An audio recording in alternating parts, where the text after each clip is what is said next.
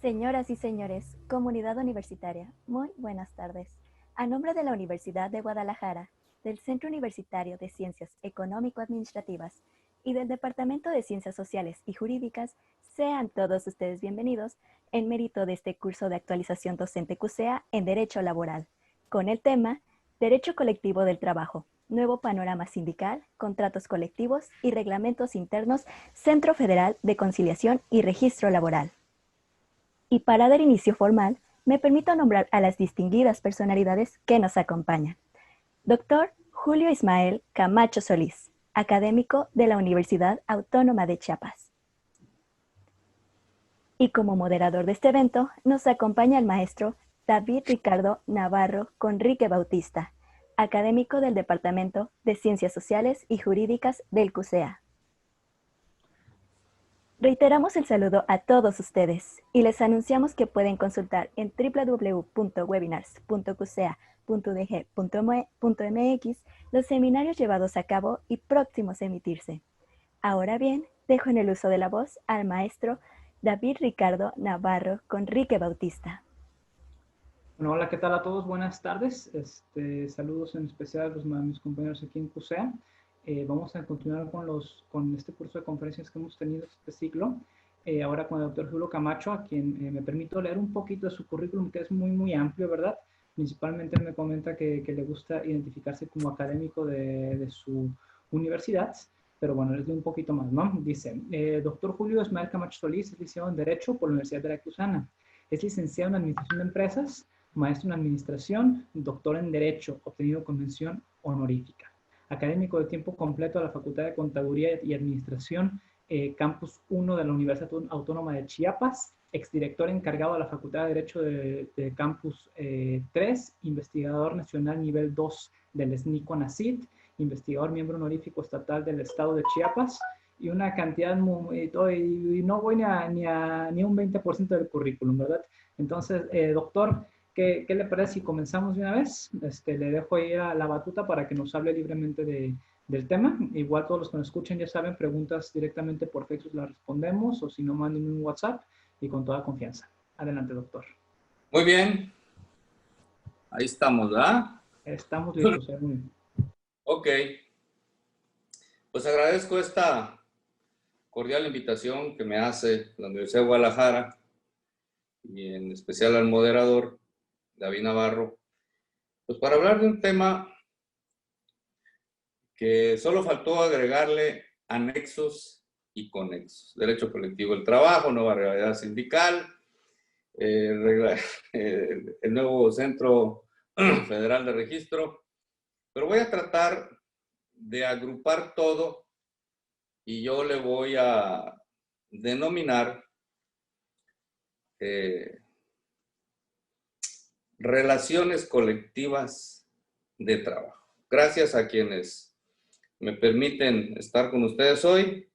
Igual corrí la invitación a una serie de amigos de todo el país, Veracruz, Tabasco y demás, y que creo que gentilmente están a esta hora, que es una hora complicada, es la hora después de comer, la digestión y demás, pero estamos aquí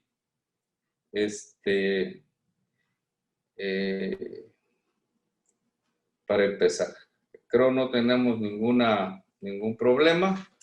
Voy a iniciar con lo siguiente. Entonces, esto me permite compartir, enviar una copia y estamos en Zoom. El nuevo sistema de justicia laboral y en específico las relaciones colectivas de trabajo. Creo que hay algo afín con CUSEA y donde yo laboro desde hace 30 años, bueno, 29 años, que los cumplo el 3 de septiembre, o sea, mañana. En la situación de trabajar el derecho laboral y la seguridad social para las áreas económicas, administradores, contadores, finanzas, informáticos, que es un similar a lo que el CUSEA CUSEA brinda en Guadalajara a la Facultad de Contaduría y Administración Campus 1, que es la más grande de la Universidad Autónoma de Chiapas. El nuevo sistema de justicia laboral. Dice Galeano, somos lo que hacemos para cambiar lo que somos. Porque quiero darles el entorno del nuevo sistema de justicia laboral, donde van a estar insertas nuevas instituciones y sobre todo relaciones colectivas de trabajo con diferentes aspectos derivados de la reforma de 2017 y que se aplazó en su reforma, pues esa fue la reforma constitucional, que se aplazó hasta la reforma legal del año pasado, del 1 de mayo de 2019. Eso dice pues Galeano, somos lo que hacemos para cambiar lo que somos. El país vive una nueva realidad todos los días, hay mensajes cruzados por todos lados, bastará llenarse de noticieros o de conferencias de prensa para ver el país cómo está transitando. Es otra la situación. Yo visualizo al país de la siguiente manera. AC, diagonal C, antes de COVID-19 y después de COVID-19. Y ahorita lo voy a contextualizar. ¿Qué debe de tener o qué tuvo el sistema de justicia laboral? ¿Por dónde empezar? Veo que en el programa vasto que han tenido o que van a tener toda la semana, veo que se abordan diversas temáticas y no se contraponen unas con otras, al contrario, se complementan. Del nuevo sistema de justicia laboral en las relaciones colectivas, la reforma constitucional de febrero de 2017, en la que decía que los tribunales debieran estar funcionando en 2018, pues fue una procrastinación. O sea, se pospone lo importante, lo necesario por lo urgente. Y en la vida misma procrastinamos muchas cosas. La reforma constitucional y legal, sería una pregunta, ¿fue la reforma posible? ¿La indispensable? ¿O era la reforma necesaria? Complementada la constitucional con la legal. Era sin duda, en los foros académicos en los que participamos, un reclamo de que ya la ley federal del trabajo, la saturación de las juntas de conciliación, el enorme rezago que hay, no solamente en las juntas, sino también ahora en los tribunales de amparo, porque se saturan por todo lo que las juntas hacen, dejan de hacer o omiten. Y me voy a meter un poquito a esa parte. Entonces, nos podríamos quedar con la siguiente interrogante. ¿Era la posible, la indispensable, o solamente se quedó en la reforma necesaria? Ante este nuevo sistema de justicia laboral, ¿qué toca? Como dice en Colombia, toca pues preocuparnos y ocuparnos. Lo leí por ahí, tengo la cita del autor, creo, se me va el apellido ahorita, creo que es Toeller, no Toffel, Toeller. Los analfabetas del siglo XXI no serán aquellos que no sepan leer y escribir, sino todos aquellos que no puedan aprender, desaprender y reaprender. O sea, entender, desentender y volver a reaprender. Como dicen en Colombia, pues toca.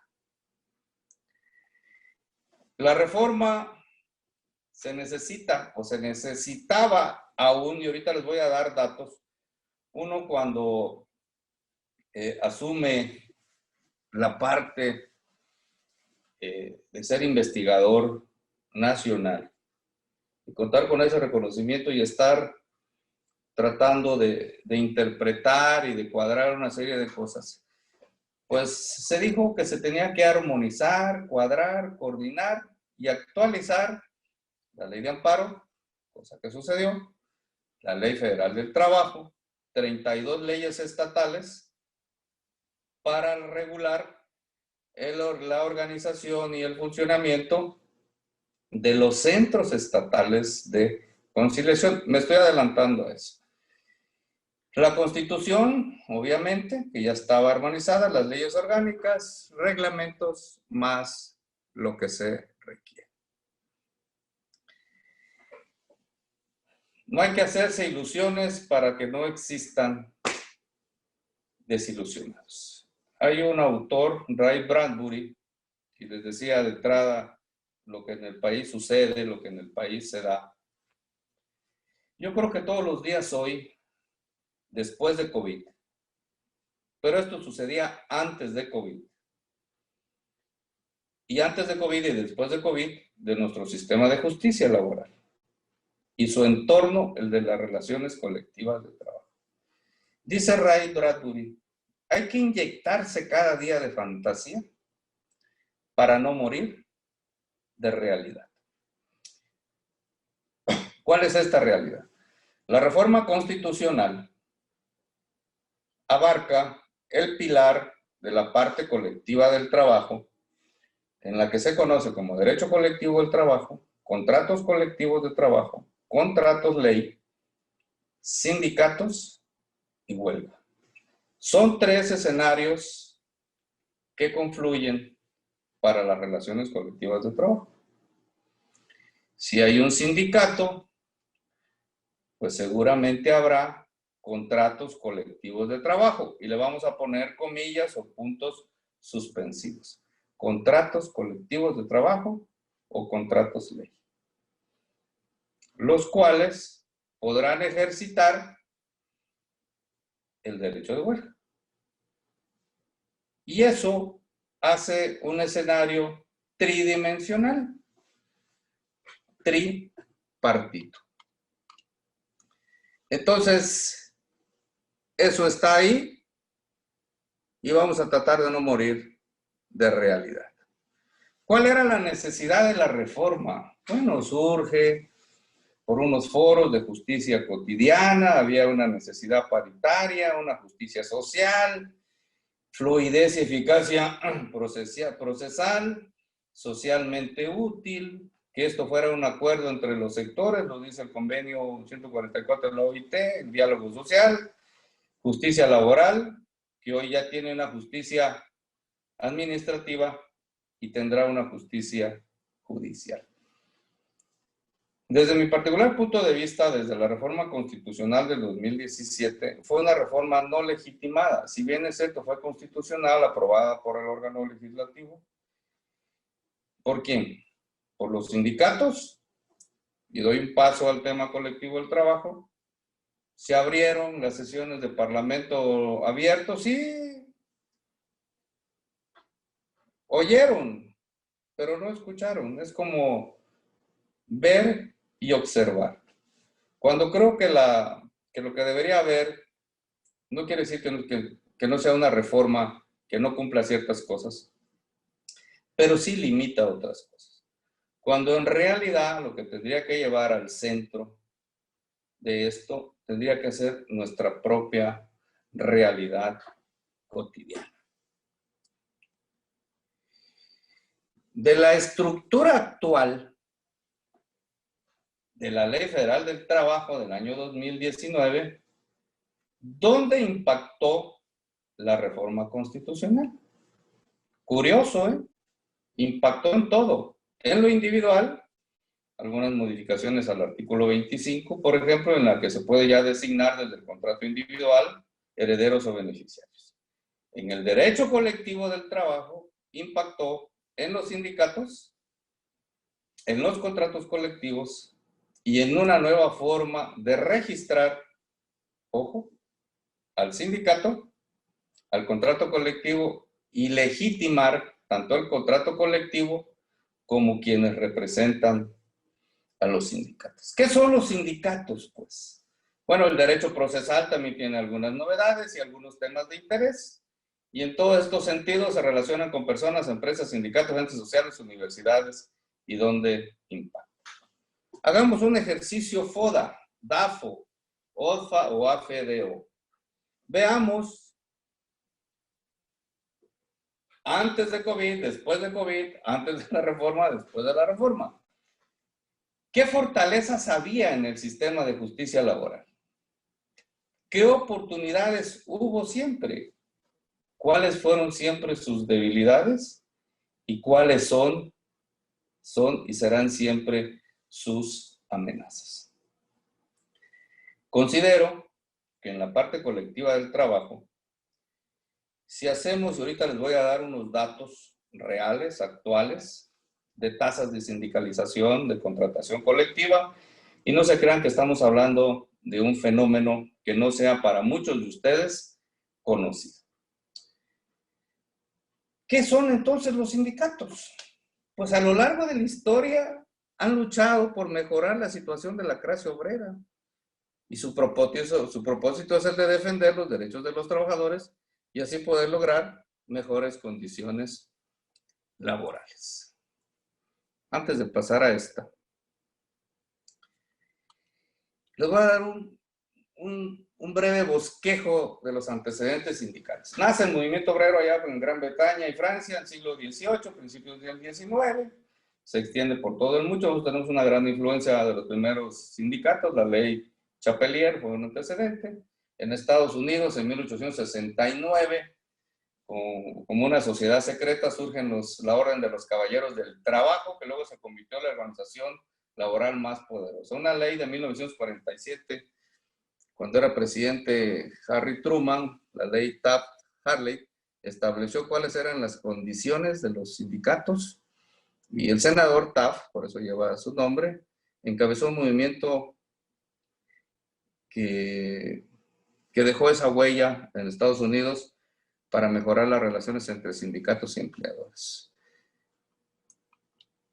En Latinoamérica, las primeras organizaciones de trabajadores a mediados del siglo XIX adquieren una importancia.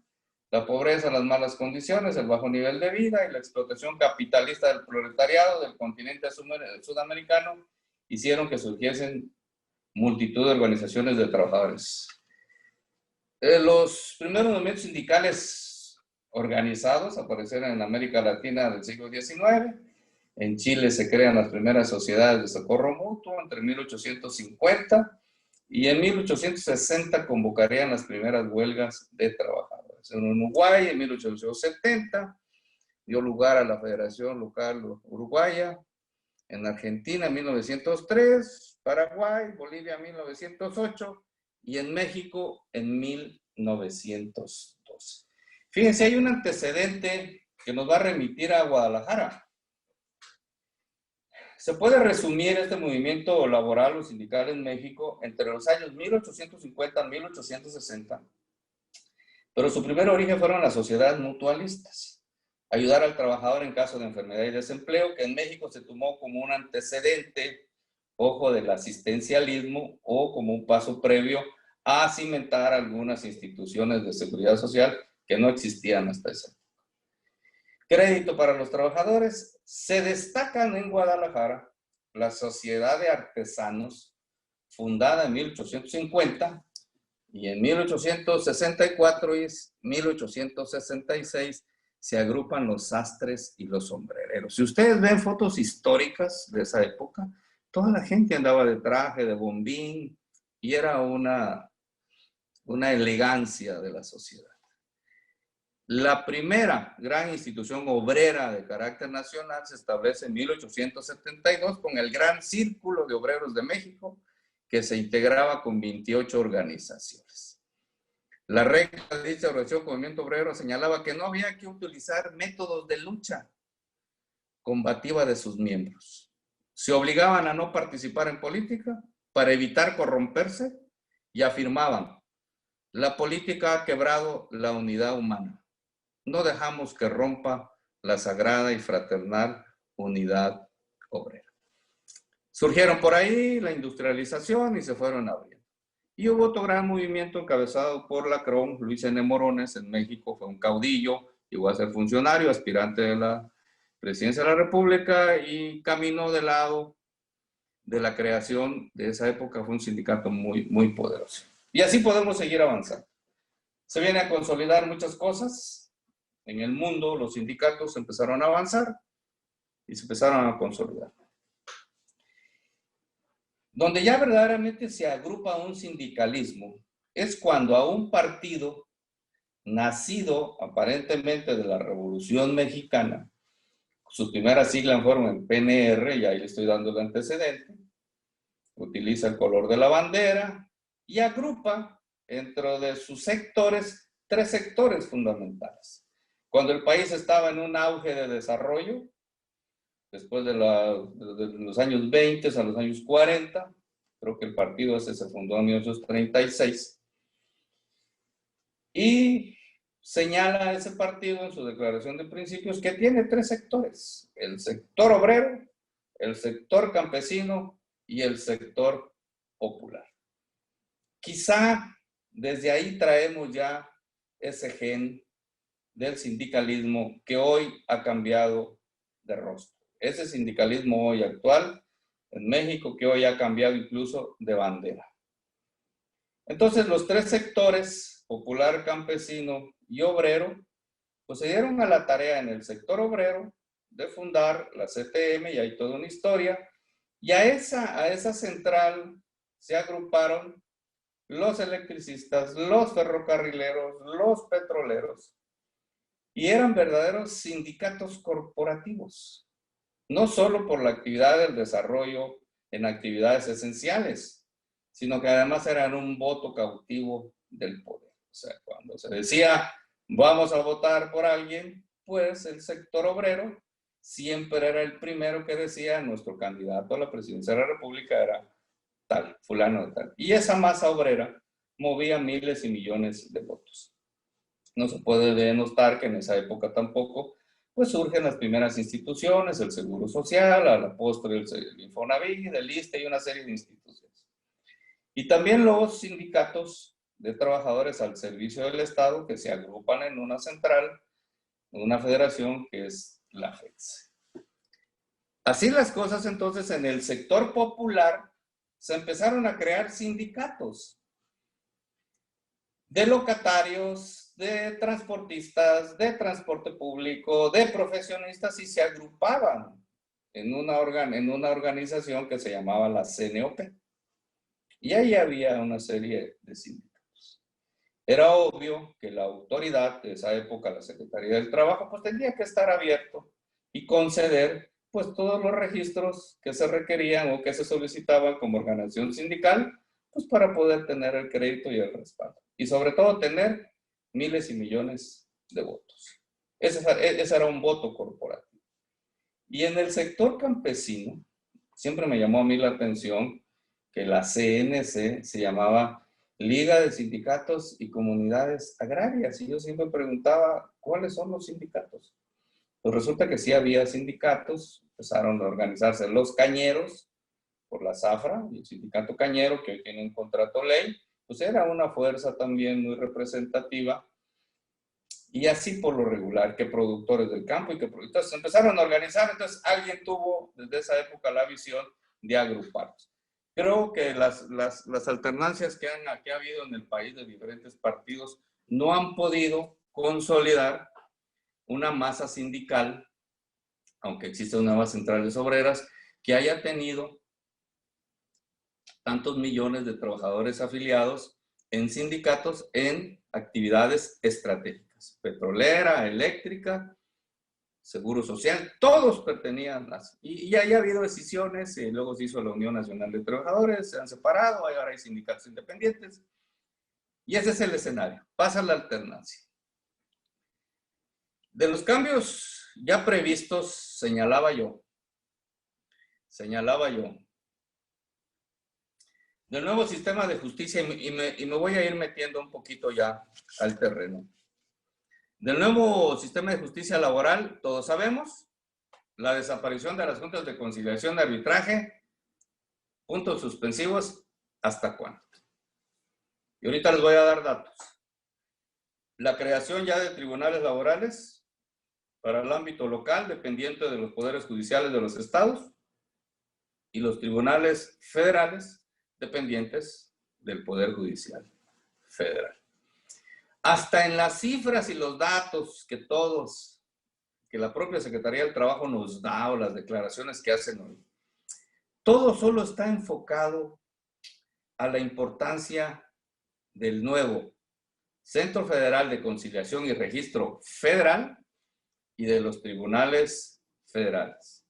Parece ser que en los estados, ahorita les voy a dar la radiografía de cómo está dividido el país por partidos que la gobiernan y cómo van en este proceso que la reforma del 2017 dejó abierta en sus artículos transitorios, la reforma del 2019 y deja abierto unos plazos para irse creando.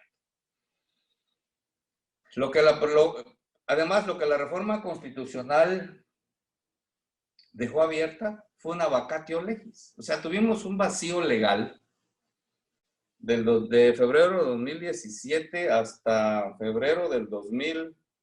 hasta mayo del 2019. Haciendo comparaciones temerarias, todo el mundo decía, es que con el nuevo sistema de justicia penal nos dijeron en el 2000 tal, y nos dieron tantos años para crear y hacer. Hoy las consecuencias, creo que muchos litigantes en esa área reflejan y dicen, porque hoy hay juicios de antes de la reforma penal y después de la reforma penal. La creación de tribunales laborales, ¿a partir de cuándo y en dónde? Y la creación del Centro Federal de Conciliación y Registro Laboral, que es un organismo descentralizado, público, con personalidad propia. Ya fue nombrado el director. Creo las notas que aparecen en los periódicos que andan buscando local donde se va a establecer, y parece ser que se va a establecer en unas instalaciones que tiene la Secretaría del Trabajo allá por Picacho, Ajusco, por ahí algo leí. ¿De qué se va a encargar hoy día las juntas? Pues las juntas van a seguir funcionando hasta que el primer tribunal local reciba la primera demanda. Y los centros estatales de conciliación van a empezar a funcionar justo paralelo a los tribunales.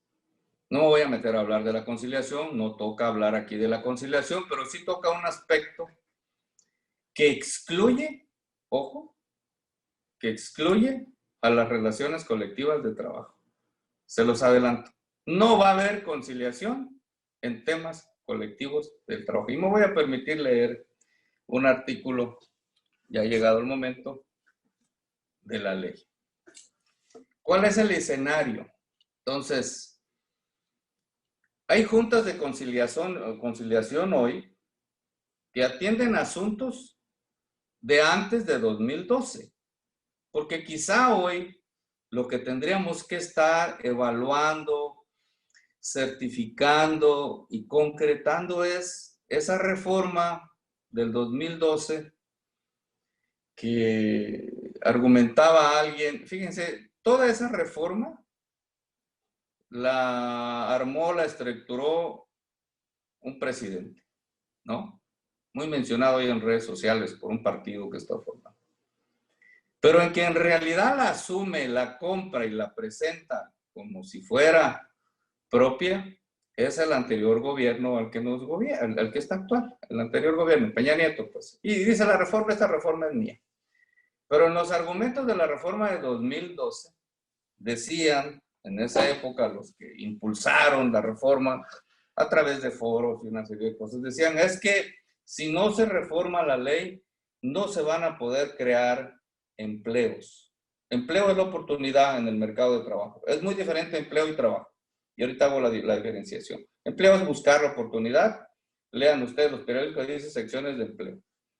Y el trabajo es aquel que ya genera derechos, obligaciones y responsabilidades. Y dice, y si no se reforma la ley, no se van a crear empleos. Entonces yo siempre dije, o sea, ¿necesitan una nueva ley para crear empleos? Esa reforma del 2012, entonces hoy, sigue permeando en las juntas de conciliación.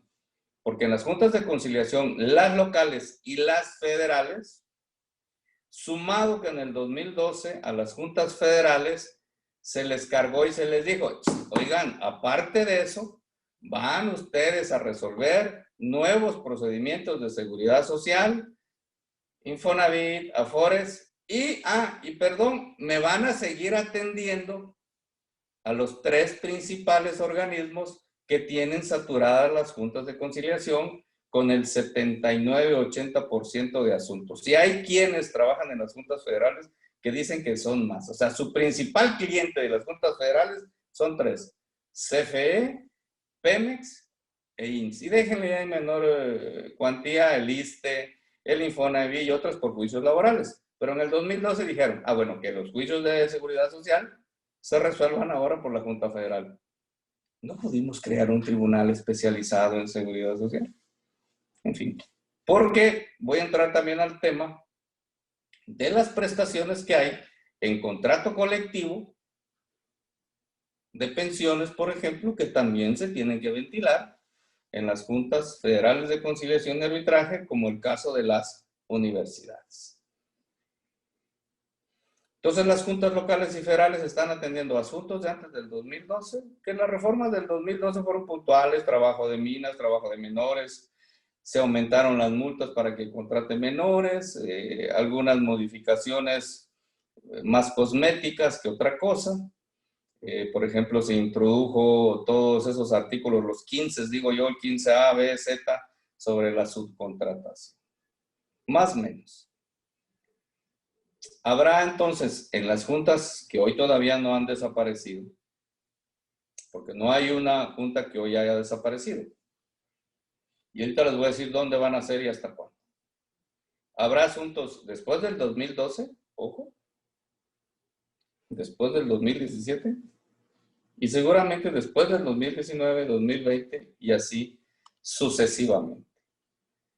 Los 4 puntos más importantes de la reforma. Ya dije, hoy la resolución de los conflictos entre trabajadores y patrones será poder judicial o los poderes judiciales de los estados, según corresponda a razón de su competencia.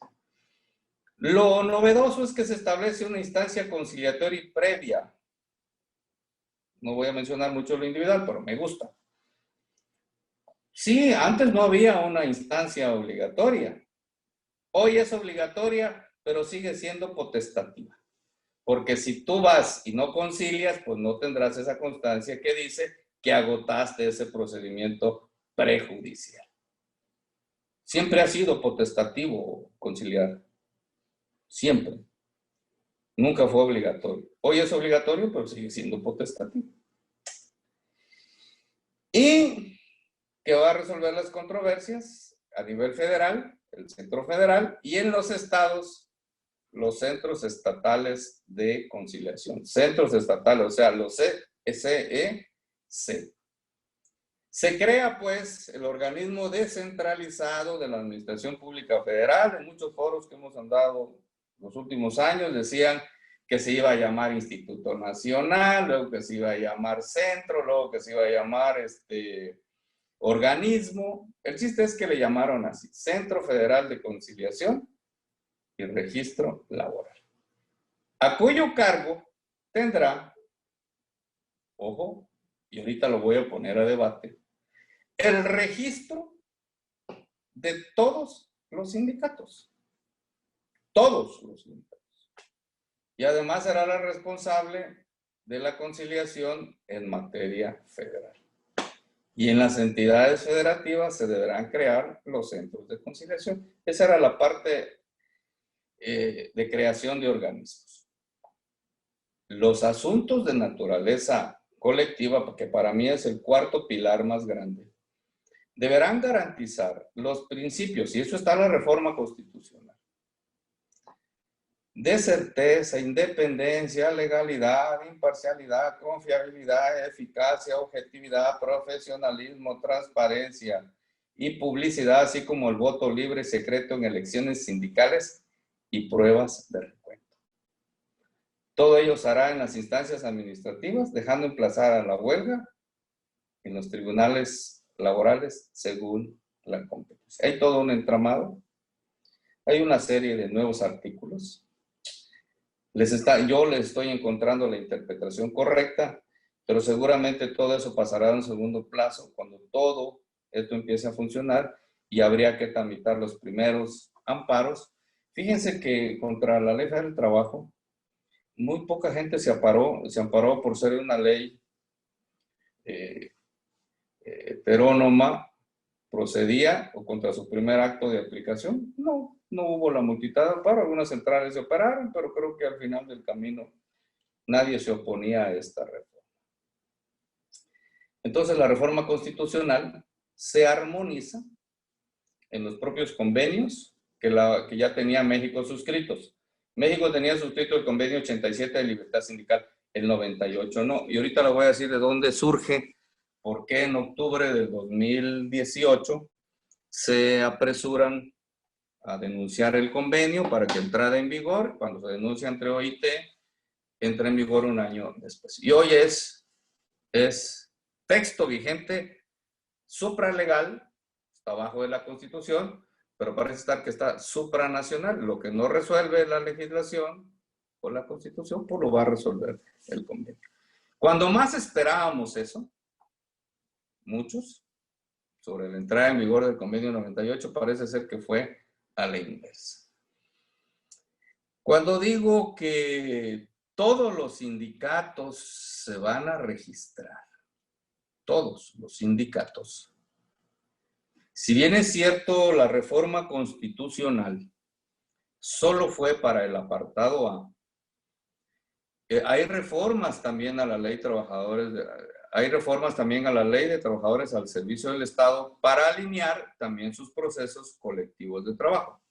Creo que el tema burocrático sería parte de otra cuestión, lo voy a rozar de manera general por lo que incluye en lo colectivo. Yo interpreto que si dijo la reforma constitucional, todos los sindicatos, todos, se deben registrar en el Centro Federal de Conciliación y Registro Laboral. Yo voy a empezar a dar datos, o sea, todos, para mí implicaría todos aquellos sindicatos del apartado B, federales, estatales y municipales, porque hay sindicatos de municipios, hay sindicatos de instituciones estatales que también deberían registrarse. No lo sé. Habría que ver qué sucede con esa interpretación de todos los sindicatos. Por lo pronto, todos, y hay un transitorio en que dice que todas las juntas de conciliación deberán enviar todos los expedientes, ojo, al nuevo centro. Pues no se podían mandar porque no había. Y ahorita les voy a decir cuánto hubo de dinero para esas cuestiones y cuánto hay de dinero para la implementación, que es una parte total. ¿En qué estamos ahorita?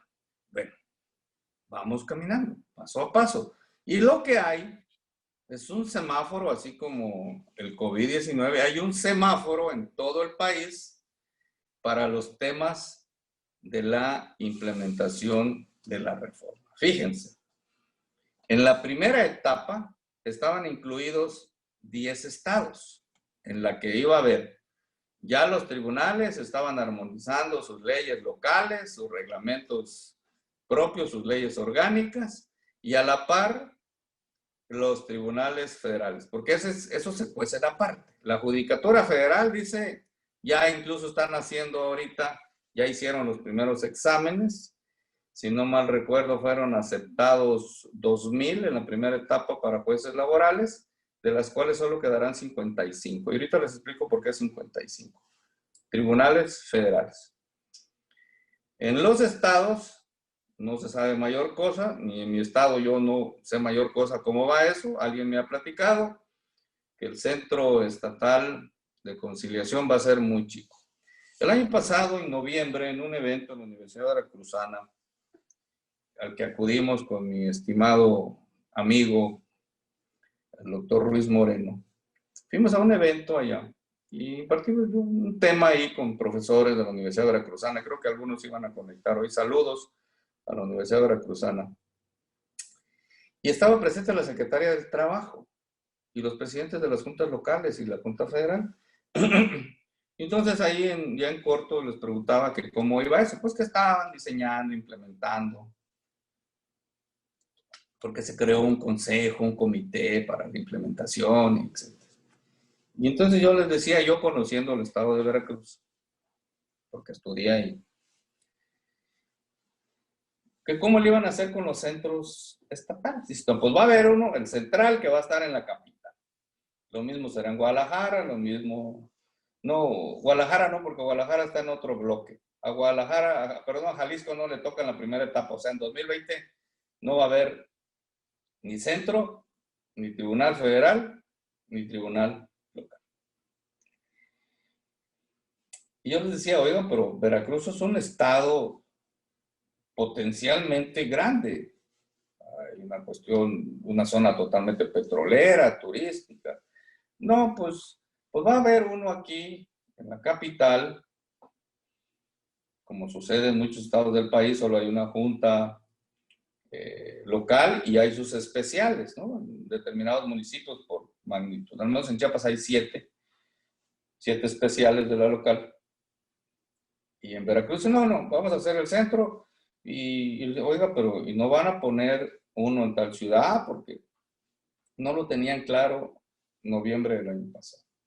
Yo digo que debe de haber un centro de conciliación donde haya un Oxxo, donde haya un Coppel, donde haya una Electra, donde haya, es decir, si se le está apostando en la reforma a que la conciliación va a ser la que va a distensar la enorme saturación que crearon en las juntas, creo que no. Creo que están pensando de manera muy parca, muy limitada, en que se va a limitar a pocos centros de conciliación.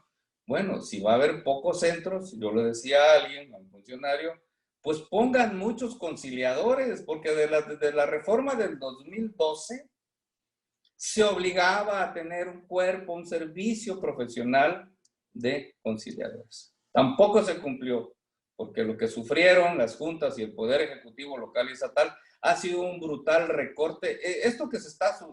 Esto austericidio que hoy se está sufriendo a nivel nacional, no empezó en el 2018, ya venía arrastrándose desde antes del 2018. 2014 empezó una reducción brutal a muchas cosas. Y las juntas fueron las principales afectadas. Quienes ejerzan y litiguen se van a dar cuenta que estamos hablando de la pura realidad. Ahí no vamos a hablar de las otras cosas de carencias que tienen las juntas, las locales y las federales.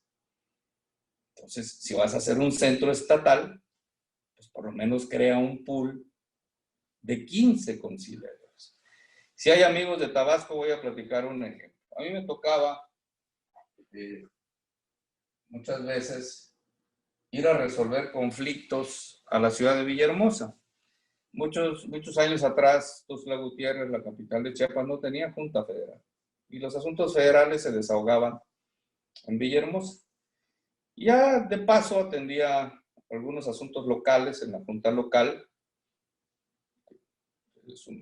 Sus instalaciones no están muy adecuadas hasta donde conozco, yo dejé de ir en 2018.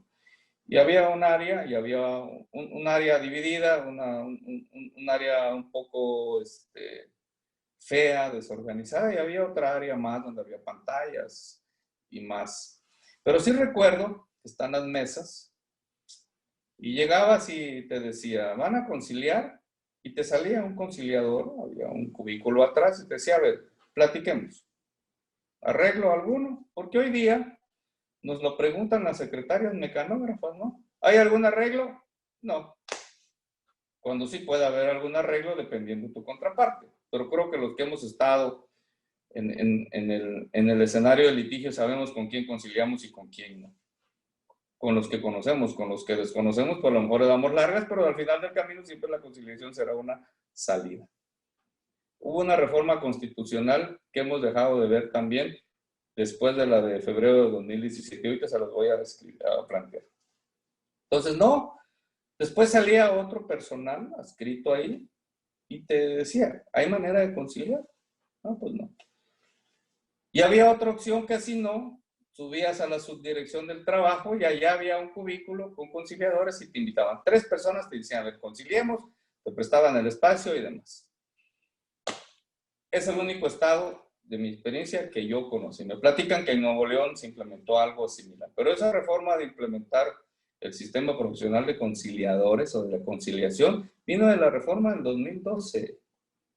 Nunca eso se concretó. Y hoy día, las juntas que todavía están vigentes nunca tienen el servicio profesional de conciliación. Ojo.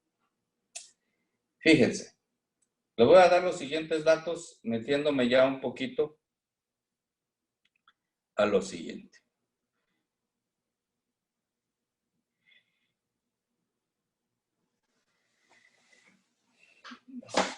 $342 millones para la creación de 35 órganos jurisdiccionales y recursos para la transición cero.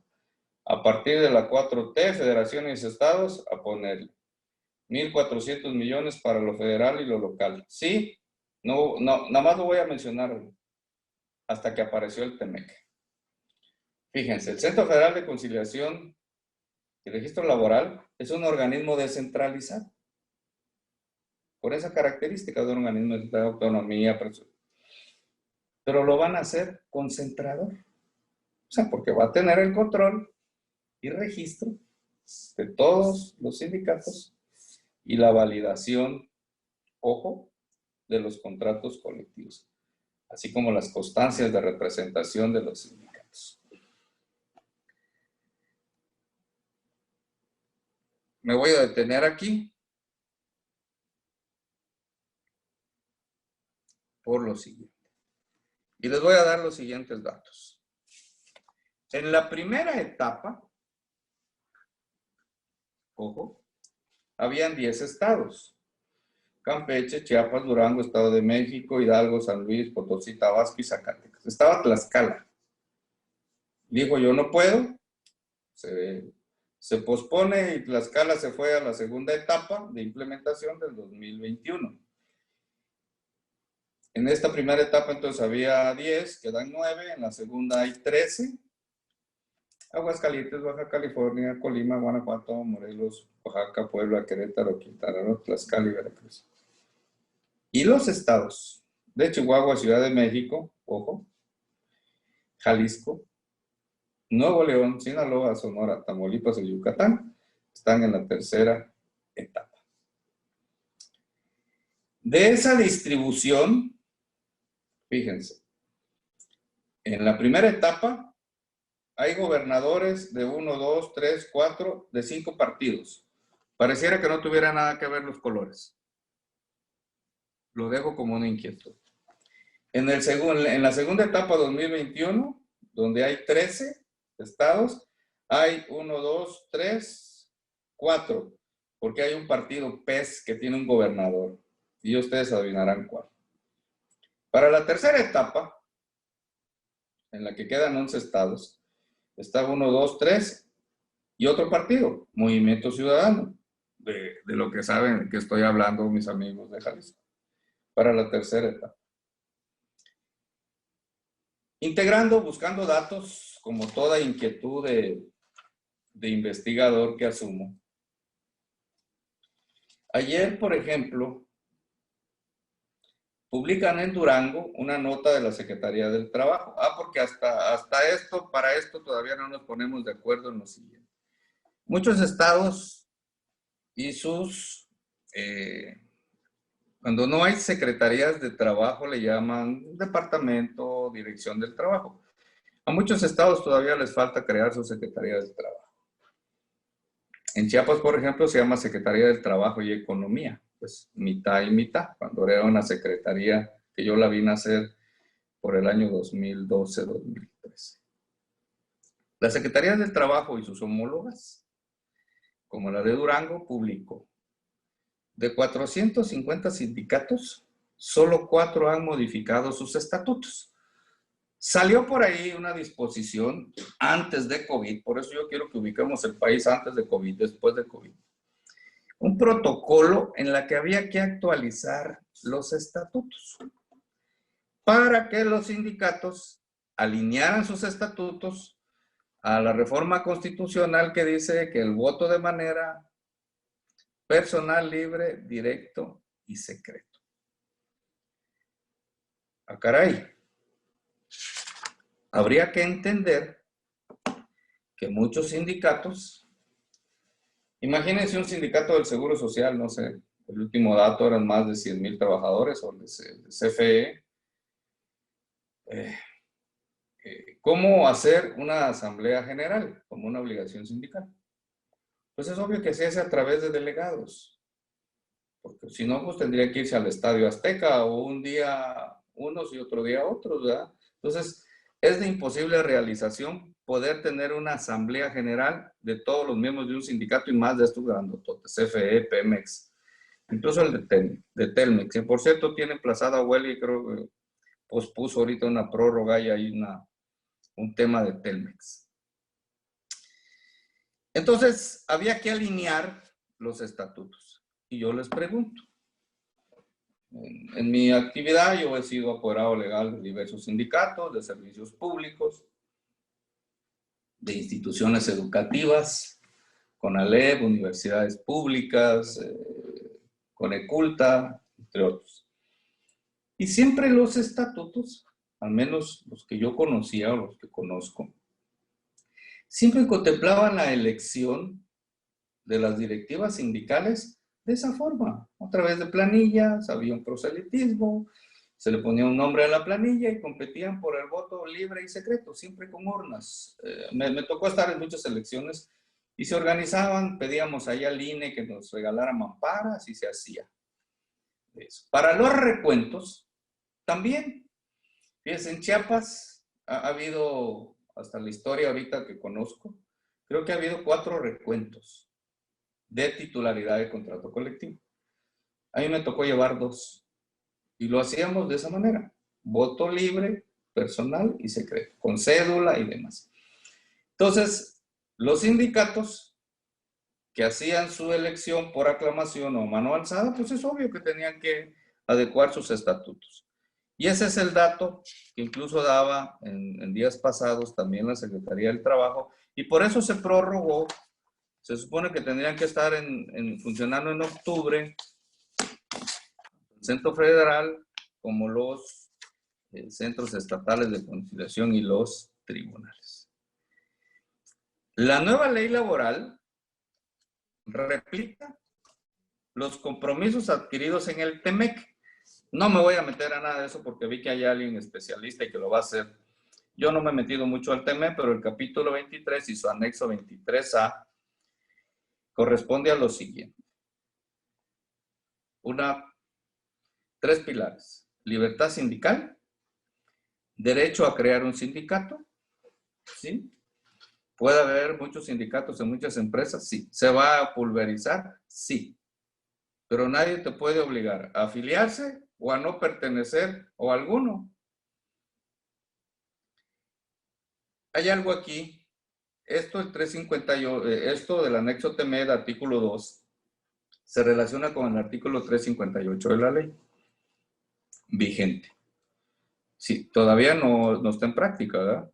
Se va a poner en práctica pues, cuando haya el primer asunto en el nivel laboral. No sé si me explico. Hay todavía una confusión en muchos lados. Si ¿qué ley se va a aplicar? ¿La que está vigente ya o la anterior? Pues dependiendo de qué época sea tu juicio.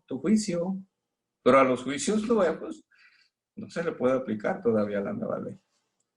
Esa es mi interpretación que yo hago. Porque hay cosas que no se consideraban cuando planteaste tus juicios y dependiendo en qué etapa esté.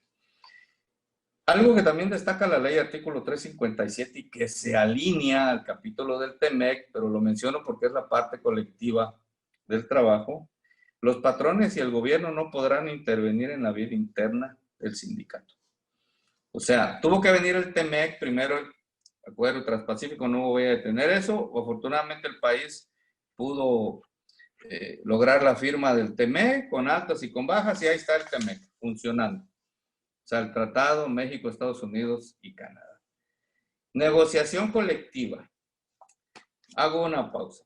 Hasta antes de la entrada en vigor del convenio 98 ratificado por México de OIT y ya denunciado y vigente, en México no existía disposiciones expresa alguna sobre negociación colectiva. Lo que sí existía Lo que sí había era contratación colectiva. Y por eso la existencia de todos y los sindicatos. O sea, de todos los sindicatos que hay, tenían contratación colectiva. Pero la negociación colectiva es un proceso que se hacía muchas veces dependiendo de la importancia de los sindicatos. Yo siempre dije, he estado en cientos de negociaciones, que tendrían que ser en un lugar neutral, ponerse de acuerdo los representantes de la empresa, de todos sus departamentos, recursos humanos, finanzas, producción, y la parte representativa del comité ejecutivo, sus delegados. Eso es lo que había. Un escenario de negociación colectiva que no estaba regulado. Los convenios, aunque existían y son 8 convenios generales de la OIT, pero no se establece ningún concepto como tal. Hoy sí existe el concepto de la negociación colectiva que destaca artículo 371 y 897 que se vinculan con el anexo 23 en el artículo 2C y D. Voto personal libre y directo de los secretos de los trabajadores para elegir a sus dirigentes y para aprobar sus contratos colectivos. ¿Cómo era antes? Bueno, ¿cómo sigue siendo? Porque no podemos hablar todavía de lo nuevo. Pues la ley te establecía plazos en la que tenías que emplazar una revisión de contrato colectivo, ya sea salarial o integral. Normalmente era integral. Había en algunos contratos firmados a 2 años, cada año se revisaba la cuestión salarial y cada 2 de manera.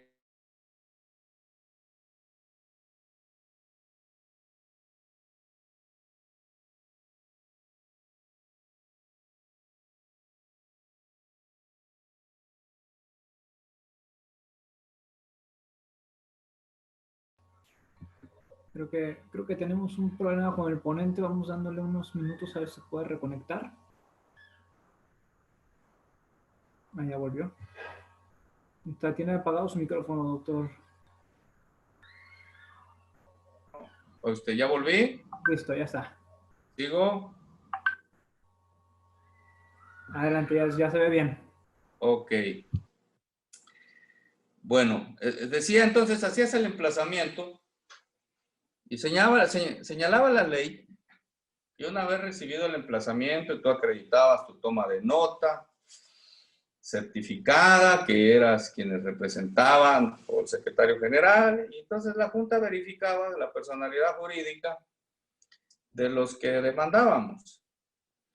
Y la ley dice que la Junta local, después de recibir el emplazamiento, tenía 48 horas para notificar el emplazamiento, el pliego de peticiones al patrón. Bueno, ese plazo nunca se cumplía. Pasaban 48 días y no se notificaba. Entonces, hubo que hacerles entender a muchos funcionarios de las juntas locales de los estados donde yo vinculaba mis asuntos, que uno, como abogado de los sindicatos, era un ente estabilizador. No iba uno a enardecer a los sindicatos o a impulsar a que estallaran huelgas. Los impulsaba uno a las negociaciones colectivas. Había negociaciones muy tersas, había negociaciones muy complicadas, y había negociaciones totalmente tecnificadas y planificadas en la que se pedía lo deseable.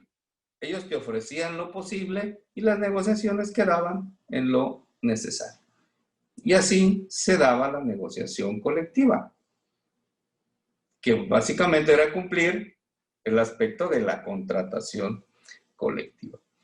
No obstante eso, hoy hay que legitimar, y no me voy a meter a los porcentajes, ni mucho menos, porque les voy a decir por qué, porque hay una serie de plazos que también se alteraron.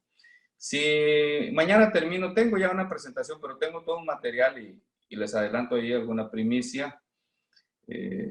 Está ya en la cocina un libro sobre negociación y conflicto de relaciones laborales y ya por ahí se enterará. Por lo menos ya entró a la cocina. Vamos a ver si logra cocerse bien. No sé qué se movió aquí. Ya no me veo. ¿Cómo le hacemos? ¿Cómo me veo? ¿Usted se sigue viéndolo o que no tenemos la presentación de la...? Ah, ok. No, sí, porque me sacó. Sí. Ok. Pero te veo a ti, David, y no hay manera que yo me vea para que me... ¿Cómo le hago para yo verme? Pues yo te estoy viendo a ti. ¿Ustedes me ven? Sí, todo el mundo lo está Oh, viendo. correcto. Ok. Y ahora hay que legitimar, ojo, hay que legitimar, este, hay que legitimar los contratos colectivos. Es que eso no se hacía. Les voy a decir por qué no se hacía. Muchos sindicatos nacionales, ojo, llegaban y decían, vengo a depositar un contrato colectivo de trabajo. Todos esos sindicatos nacionales, ojo, tienen tomas de nota. ¿Qué es lo que le da personalidad? Pues personería jurídica a un ente. Y ahí estaba el grave problema, de que de repente venía un sindicato nacional, similares y conexos de muchas cosas, y decía ante la Junta, hacía un escrito, dice, vengo a depositar un contrato colectivo de tal lugar, cuando no tenían un solo trabajador. ¿Y qué hacía la Junta? Ah, pues téngase por depositado.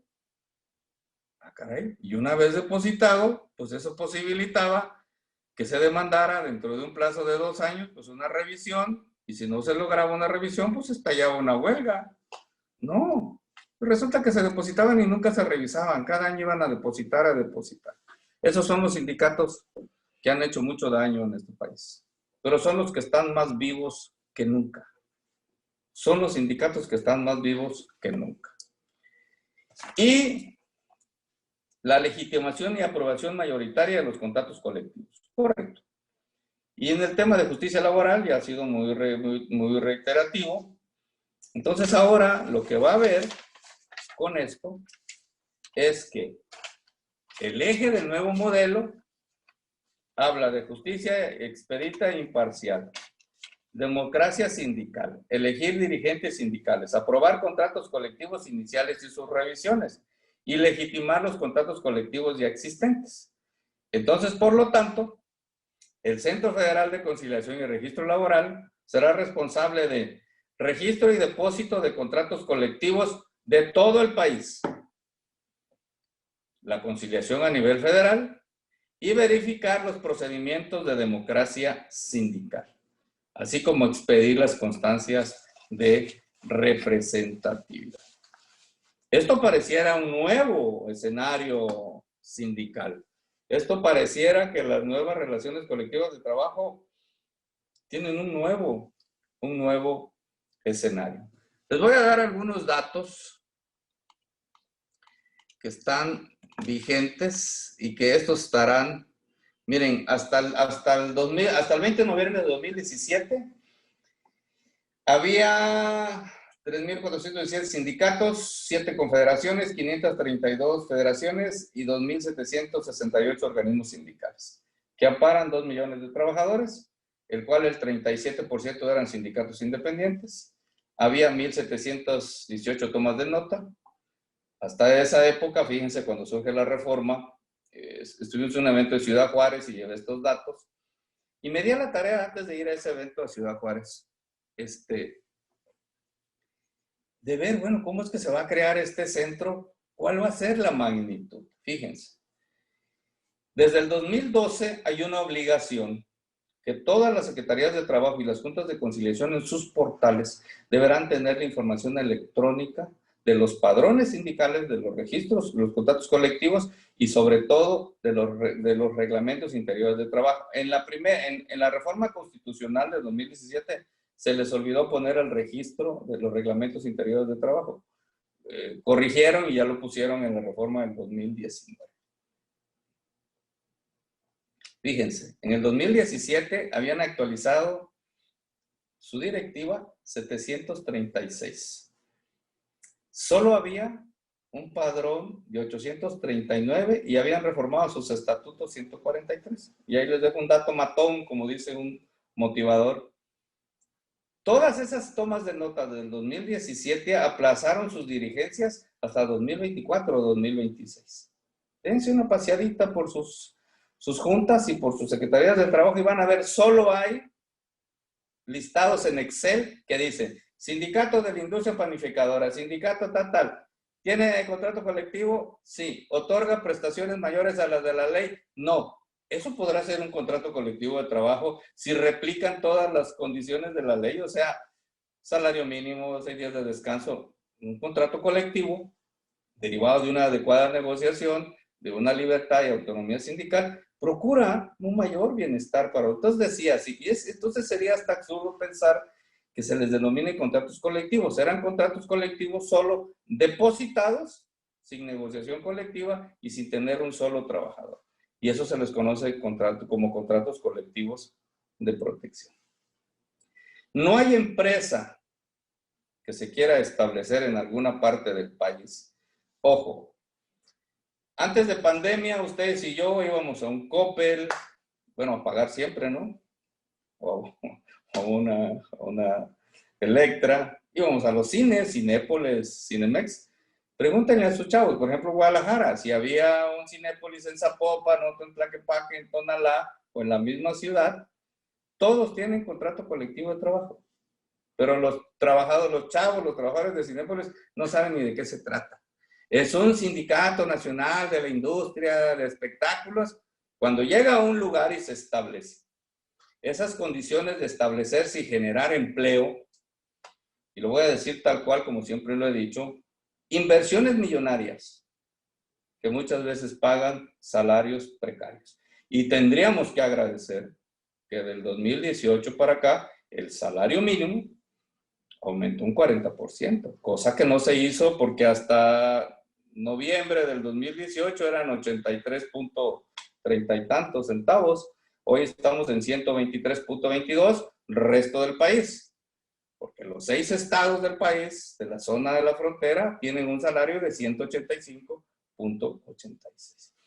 Entonces, si un Cinépolis quiere establecerse en una ciudad, las secretarías del trabajo o sus homólogos se encargaban de decir, vas a venir, pero ya tráete tu sindicato, ¿eh? Y solo me depositas el contrato colectivo. Entonces, era de alguna manera como que equilibrar las cosas, dando la imagen de que se crea empleo con inversiones millonarias. Los chamacos no lo saben. Y pregúntenme por qué yo lo sé.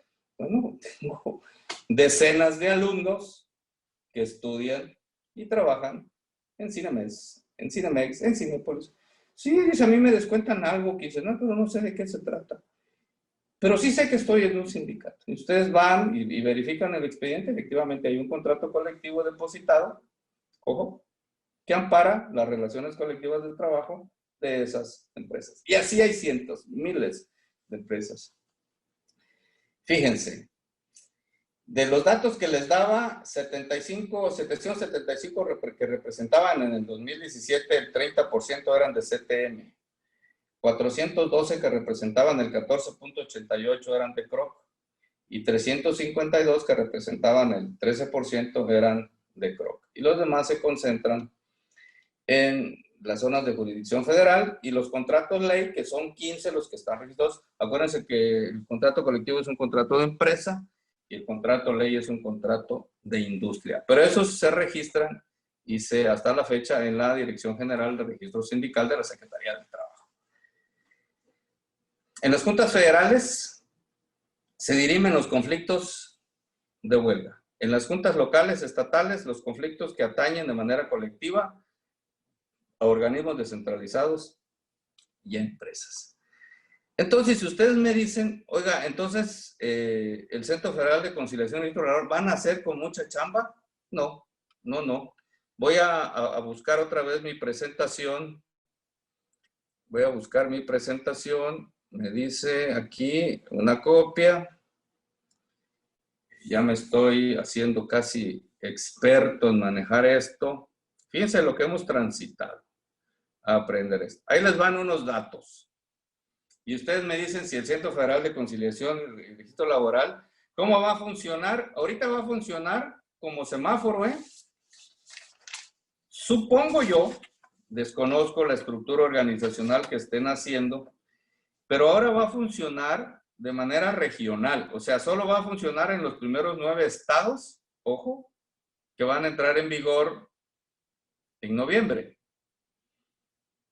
¿Cómo? ¿Qué va a hacer un centro federal? O sea, va a poner, ahora, se supone que todos los expedientes y trámites electrónicos, dice, deberán enviarlos.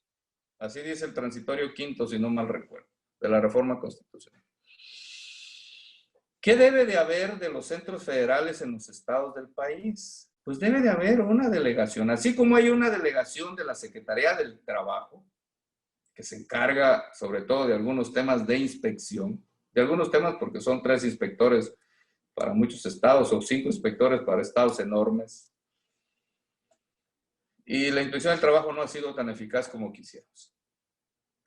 Entonces, el Centro Federal de Conciliación y Registro Laboral va a funcionar como se llama. Espérate, lo va a decir, espérate. Tú vas a funcionar ahorita solo en estos 9 estados para darle un seguimiento.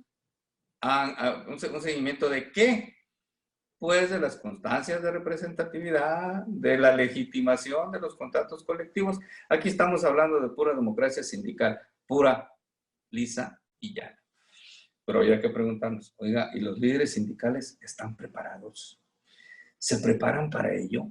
¿Saben qué es un estatuto? ¿Saben cuáles son, cómo se modifica? Entonces, sí, es un gen también del liderazgo sindical que se trae y se va formando. Leía hoy yo en la prensa que el secretario general del sindicato de Audi fue muy faraónica su creación de la empresa Audi allá en Puebla y se reelige hoy por 6 años más. Den una buscada a sus portales, porque a eso obligaba la reforma del 2012, y van a ver que van a encontrar solo concentrados de Excel, de tantos sindicatos, padrones sindicatos, tal sindicato, ¿cuántos trabajadores? 1,500. No, eso no es un padrón sindical. Un padrón sindical tiene mayores detalles. Y para efectos de titularidad, ojo, y para efectos de registro y de representatividad, los padrones serán la prueba fundamental que se está cumpliendo. Porque se señala que que queda ahí de manera abierta, que se tendrá que invitar a alguien del centro para que valide. Entonces va a haber actuarios del centro para que den fe, ¿no? O para que hagan determinada acción. Vean los datos. No sé si alcanzan a ver. Los países con mayor afiliación de sindicatos, fuente la OCDE. Datos de la administración menos el caso de México y Estados Unidos. Porcentaje de empleados afiliados a un sindicato en 2018. Islandia. Esos los del fútbol que surgieron, unos azules. Suecia, 66%, Islandia, 92%, Bélgica, en Europa. De este lado, México está con el 12%, Estados Unidos con el 10% y Francia con el 9%. Caray. Entonces, el TEMEC también es una exigencia extra limitada. Esos son los datos. Y los datos de Europa al 2010 está entre el 70%, va bajando, va fluyendo y se mantiene, ya aparece gráfica de la pandemia, ¿no? Se sostiene y esa es la tasa de sindicalización. Fíjense, tasa de sindicalización y cobertura de negociación colectiva en la OCDE. También. México, negociación colectiva es lo azul y raya en el 20%. Y la sindicalización a nivel nacional, en estas gráficas de la OCDE, 2018, raya en el 20%. Entonces, ¿cuál es el grave problema hoy de la contratación colectiva versus negociación colectiva, libertad sindical y registro sindical? Pues no es como que un organismo que vaya a nacer como que con mucho trabajo. Voy a ir cerrando, para ir más o menos cerrando la pinza de la siguiente manera. ¿Cuáles son los tipos de sindicatos? Fíjense, aquí está lo que les decía.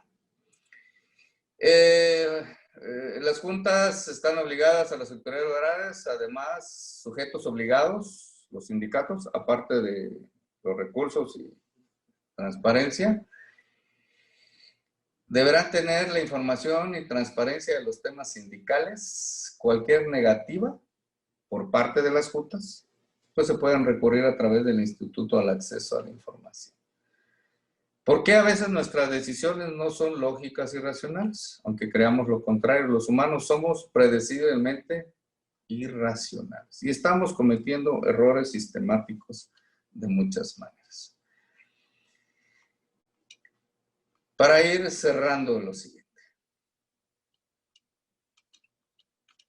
Las reformas a la Ley Federal de Trabajadores al Servicio del Estado del 2019, 1 de mayo de 2019, se reformaron del artículo 67 hasta el 103, todo en materia colectiva de trabajo. Voy a ir cerrando con lo siguiente. ¿Cuáles son los tipos de sindicatos que hoy existen en la ley? Nos hablan de los ¿qué? Gremiales, los nacionales de industria, los de empresa, ¿no? Pero la ley nos dice al final que, aquí está, los sindicatos de trabajadores pueden ser gremiales, de empresa, industriales, nacionales de industria, de oficios varios, ¿no? Pero al último señala el artículo, que es el artículo, se me va ahorita se los doy, 370 y tantos. La anterior clasificación tiene carácter enunciativo, por lo que no será obstáculo para que los trabajadores se organicen en la forma que ellos decidan.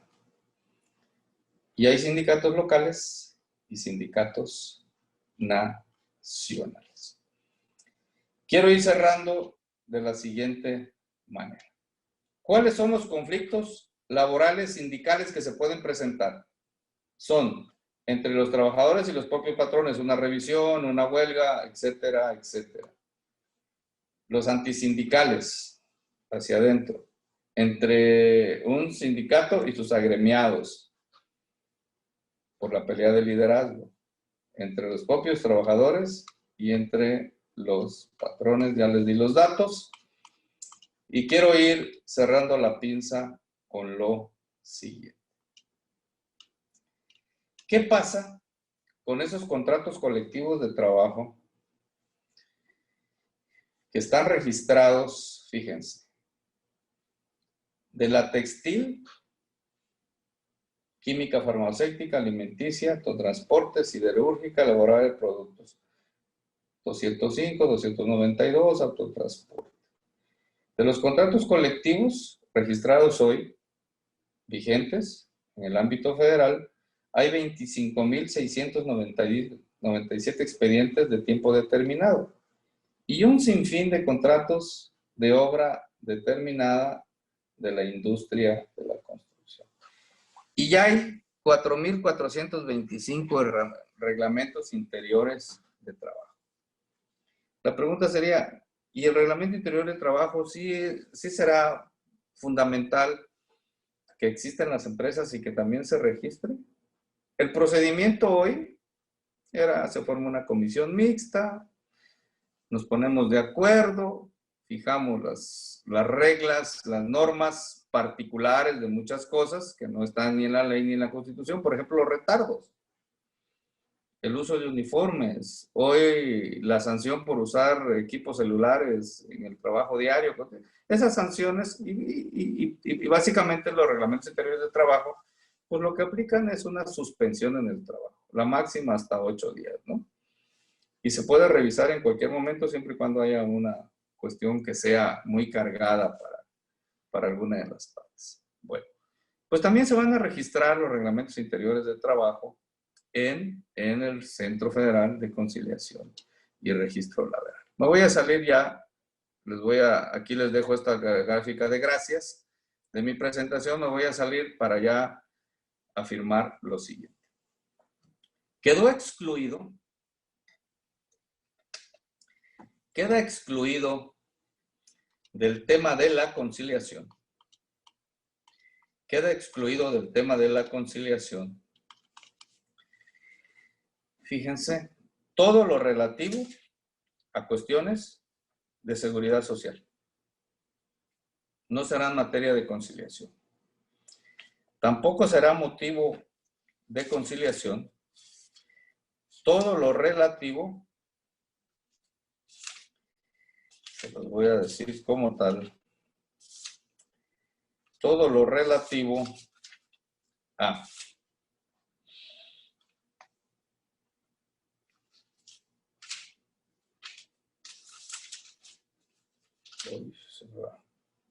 conflictos que quedan exceptuados de agotar la instancia conciliatoria. Y aquí está incluido el derecho colectivo del trabajo. Quedan exceptados de agotar la instancia conciliatoria cuando se trata de conflictos inherentes. Fíjense, todo lo colectivo, lo que va a reflejar después son cuestiones individuales. O sea, si un gremio va en pos de mejorar sus cosas, pues ese es lo colectivo. Pero hay a veces que hay afectaciones en lo individual, entonces lo que es colectivo, y también la ley señala, el trabajador podrá optar, irse por la libre o que sea representado por su sindicato. Quedan exceptados de conciliación. Y aquí incluye a lo colectivo del trabajo. No en lo que voy a leer, ahorita les voy a decir en dónde. Discriminación en el empleo y ocupación por embarazo. Ah, caray. ¿Me despediste entonces? Y no vamos a conciliar. O sea, vamos a dirimir el conflicto. Así como por razones de sexo, todo lo que señala el artículo 1 constitucional. No puede haber discriminación y concuerda con el 56 de la ley, ¿verdad? El 56 dice. Designación de beneficiarios por muerte. Si es a través de beneficiarios que tengan beneficios de pensiones o de pagos de gastos de marcha o de retiros, de gastos funerarios por contrato colectivo, y si se niega a pagar, si es un trabajador sindicalizado, no habrá manera de conciliar. Nos vamos a ir al juicio. Cuando yo estoy entendido que el centro de la reforma era la conciliación. Miren, yo lo dije hace muchos años. Bueno, 2017. Hice un estudio y si en el 2017 las juntas dejaran de recibir asuntos, o sea, para eso que estaba colapsado, se iban a tardar 5 años en resolver lo pendiente. Las juntas no van a desaparecer desde mi punto de vista. Ese rezago histórico que van a seguir resolviendo las juntas, quién sabe cuándo se vaya a terminar. Así que abogados, prepárense porque van a ir a la junta, al centro, a la delegación del Centro Federal de Conciliación y seguramente al Centro Estatal de Conciliación o a los tribunales locales o federales donde ya empiezan a funcionar. Se deben de ocupar los que en noviembre del 2020 ya entran en vigor. Y los aplazados para el 2021, ya les dije qué estados, y para el 2021 qué estados. Decía yo, quedan exceptuadas de conciliación las prestaciones de seguridad social, o sea, la que contemplan las leyes, el ISSSTE, el IMSS, maternidad, invalidez, prestaciones y accidentes del trabajo. La tutela de derechos fundamentales. Y eso de la palabra tutela de derechos fundamentales no es muy común que en el léxico o en el escenario nosotros lo mencionemos. La tutela efectiva de la protección, en muchos países como Colombia, primero solicitas la tutela y si tienes la tutela, procederás al juicio. Aquí se insertó que está excluida de la conciliación la tutela como una protección de derechos fundamentales y libertades públicas, ambos de carácter laboral. Entendidos estos rubros con la libertad de asociación, libertad sindical y el reconocimiento efectivo de la negociación colectiva. La disputa de la titularidad de los contratos colectivos o contratos ley.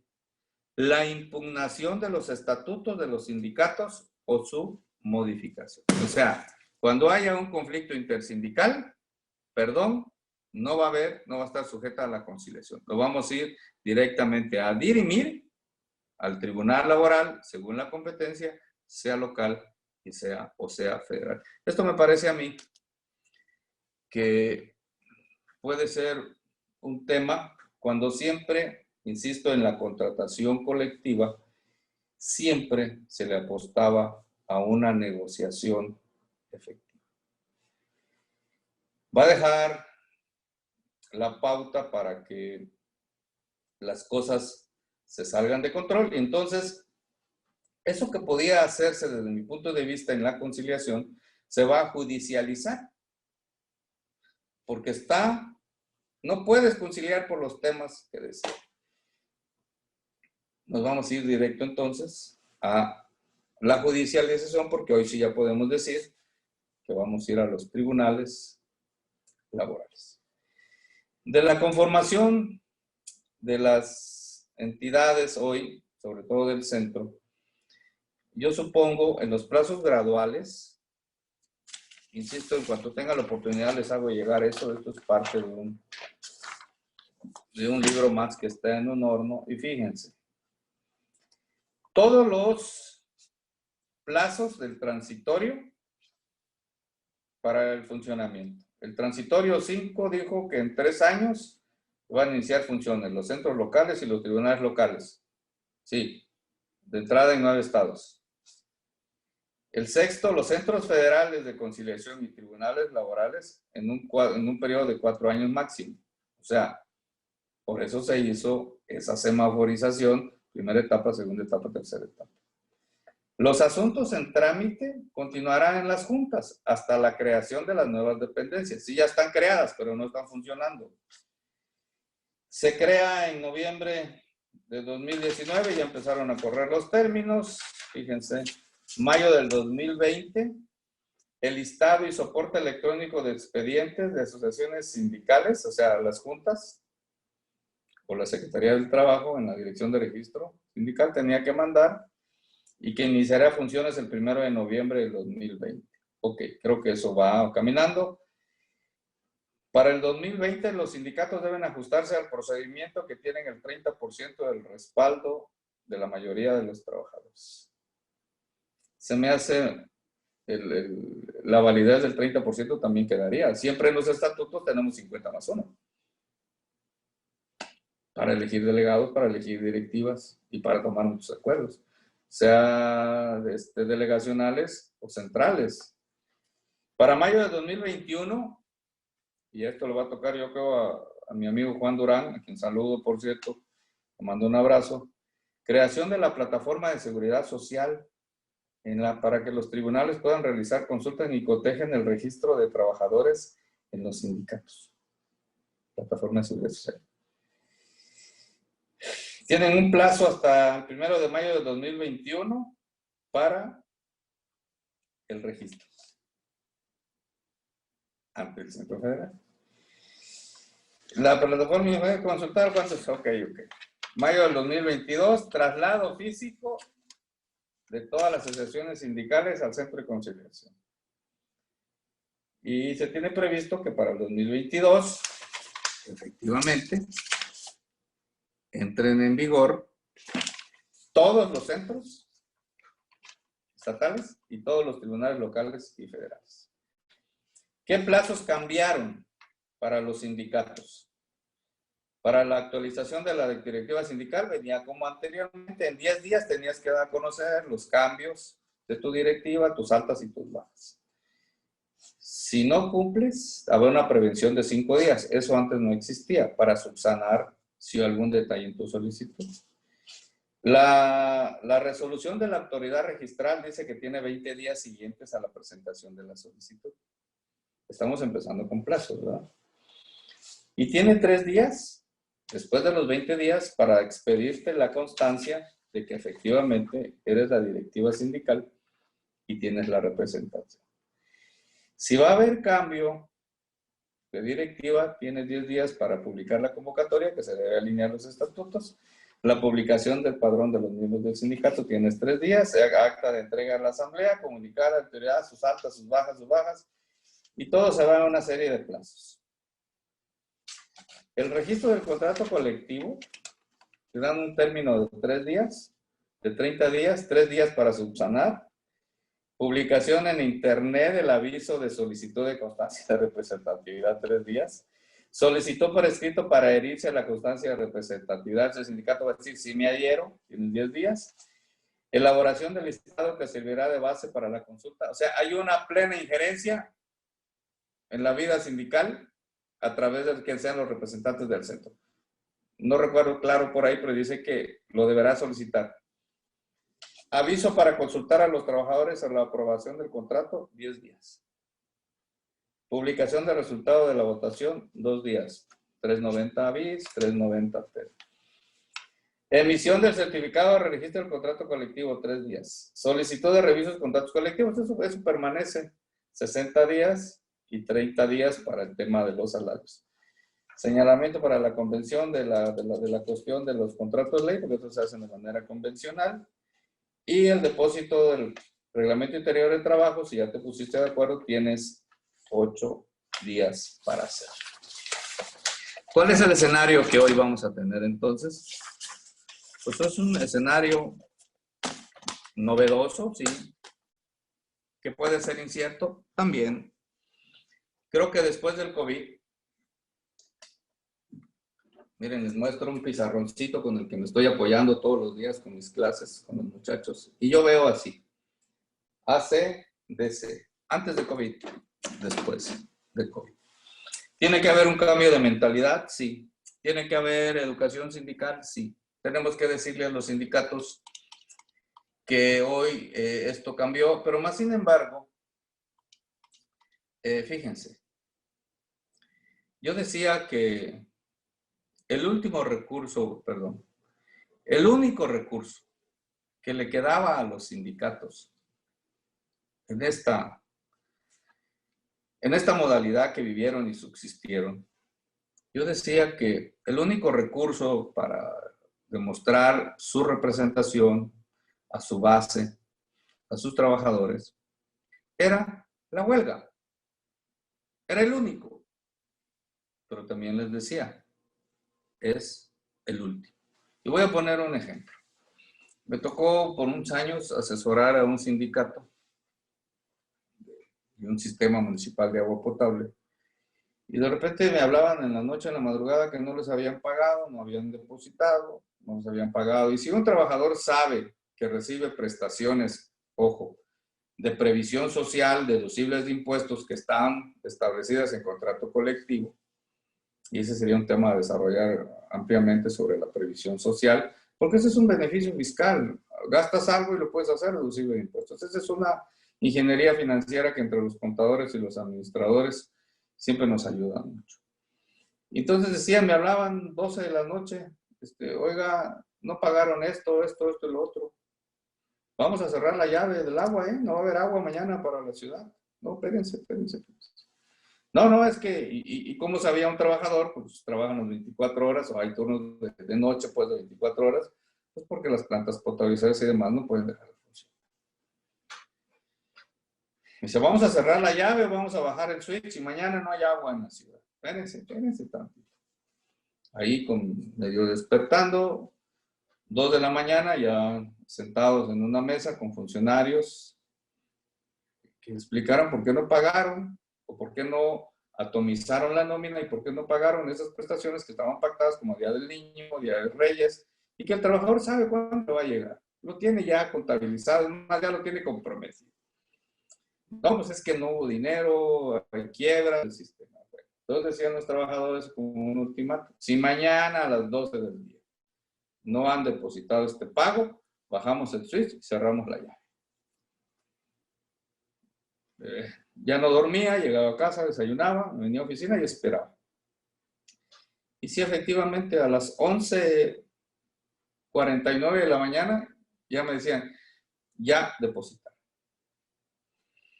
Entonces, ese tema de tener que tener, de poder tener la habilidad de resolver y de conciliar.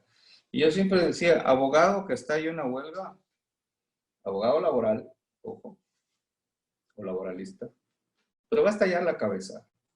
Debemos tener el sentido del diálogo social, el tripartismo que la OIT, cuando se funda y como en su declaración está, es eso precisamente. Muchos dicen, desapareció el tripartismo. Perdón, hoy el tripartismo está más fortalecido que nunca.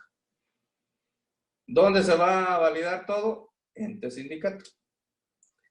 ¿Para qué? Para que un patrón pueda aceptar una demanda y pueda legitimar que tiene un sindicato que tiene la representatividad con el cual firme un contrato colectivo. Allá hay dos entes ya, dos partes. ¿Y quién va a validar y quién va a expedir esa constancia y en dónde se va a registrar eso?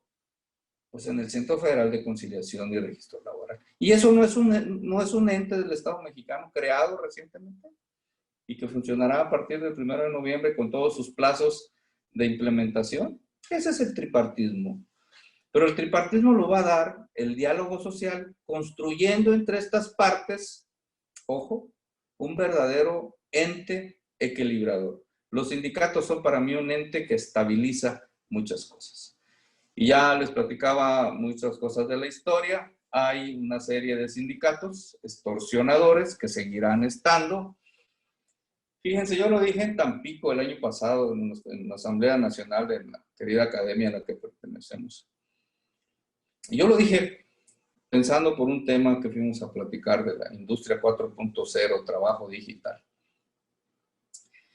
Que si yo tuviera que volver a ejercer profesionalmente, o si la vida me permitiera tener otra actividad, yo me dedicaría al derecho fiscal. Y lo dije públicamente ante la Asamblea Nacional. Y yo le decía, y me decían, ¿por qué? Pues sí, porque los juicios administrativos y fiscales son en línea. Los vamos a resolver en línea y vamos a promover en línea y no vas a tener que estar negociando en espacios que no son nada decorosos ni nada adaptados para el litigio. Lo que yo vivo, lo que yo he vivido. Y decía yo, ojalá me pueda dedicar al derecho fiscal o a lo que sea en línea. Porque pues no voy a estar lidiando con sindicatos extorsionadores que de repente llegan, te emplazan a huelga, es un sindicato nacional que trae un membrete y son siempre similares y conexos. Todos son parecidos. Todos tienen nombres así pomposos, de industrias, no sé qué, de industrias, no sé qué, tiendas y abarrotes y no sé qué. Y luego emplazan a pequeños negocios, a pequeños, a mí me tocó conocer mucho la cuestión hotelera, por amigos aquí que venían, me decían, oiga, es que un hotelito ahí de una estrella, entonces, miren, llegó este emplazamiento, vino un sindicato nacional, se presentó en la junta, por vía exhorto, notificaron y le van a estallar una huelga, a ver, espérame. Y ya veía, ¿no? Reclamaban que un tabulador salarial y prestaciones mínimas. Y le dije, mira, lo vas a hacer así, busca al líder, dejaban su tarjeta siempre, ¿no? Búscalo. O en la junta le decían, está, aquí, por aquí anda ese líder sindical.